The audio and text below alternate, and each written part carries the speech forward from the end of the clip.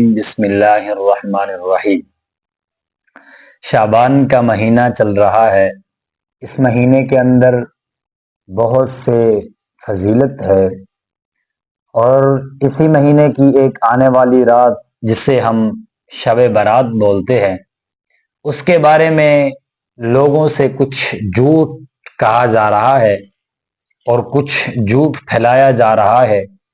کچھ ایسا کہتے ہیں کہ اس رات کو جو عبادت کرتے ہیں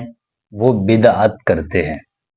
اور ایسا بھی پھیلایا جا رہا ہے، جہاں تک ہم نے سنا ہے اور پڑھا ہے، کہ اس رات کو جو بھی آدمی جو کچھ بھی کرتا ہے، جتنے اعمال کرتے ہیں، یہ بدعت کرتا ہے، یہ سب چیزیں کرنا گناہ ہے۔ تو میرے دوستو، اس ساروں کو میں حقیقت میں لانے کے لیے آپ حضرات کے سامنے آج بیٹھا ہوں، اور میں آپ حضرات کے سامنے کچھ ایسی چیز رکھ رہا ہوں۔ یہ جو آدمی پھیلا رہے ہیں کہ یہ چیز کہنا یا عمل کرنا بدعت ہے، تو میرے دوستو، اس رات کی فضیلت جو ہے وہ 10 صحابہ کرام سے ثابت ہے۔ یعنی نبی کریم صلی اللہ علیہ وسلم نے اس رات کی فضیلت 10 صحابہ کرام رضی اللہ تعالی عنہ کو فرمائی ہے۔ وہ 10 صحابہ کرام سے کچھ ابھی ایسی حدیث مبارکہ ہے کہ جس کے بارے میں کہا جاتا ہے یہ سند کے اعتبار سے ضعیف ہے۔ تو میرے دوستو،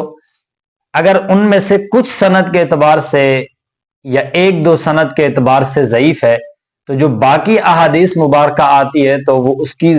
جو سند کے اعتبار سے ضعیف ہوتی ہے، کمزور ہوتی ہے، وہ کمزوری دور ہو جاتی ہے۔ جتنے حضرات پروپیگنڈا کر رہے ہیں اور یہ بات پھیلا رہے ہیں کہ شب برات کی جو رات ہے اس کے اندر جو بھی اعمال کیے جائے یہ بدعت ہے، نہیں بھائی، 10 صحابہ کرام سے اس کی فضیلت ثابت ہے، اور انسان کو اس رات میں اعمال کرنے چاہیے۔ اللہ کے ہاں اس اعمال کی اللہ کے ہاں یہ اعمال پہنچائے جاتے ہیں۔ آسمان دنیا پر اللہ تعالیٰ نزول فرماتے ہیں، اور اللہ تعالیٰ کے ہاں حضرت اسامہ رضی اللہ تعالیٰ عنہ ارشاد فرماتے ہیں کہ میں نے رسول اللہ صلی اللہ علیہ وسلم سے پوچھا ہے کہ اس رمضان شریف میں آپ روزے زیادہ رکھتے ہیں؟ تو حضور پاک علیہ الصلوۃ والسلام نے ارشاد فرمایا کہ جب اللہ کے ہاں روزوں کو پیش کیا جاتا ہے تو میں سمجھتا ہوں کہ میرے روزے اس حالت میں پیش کیے جائیں،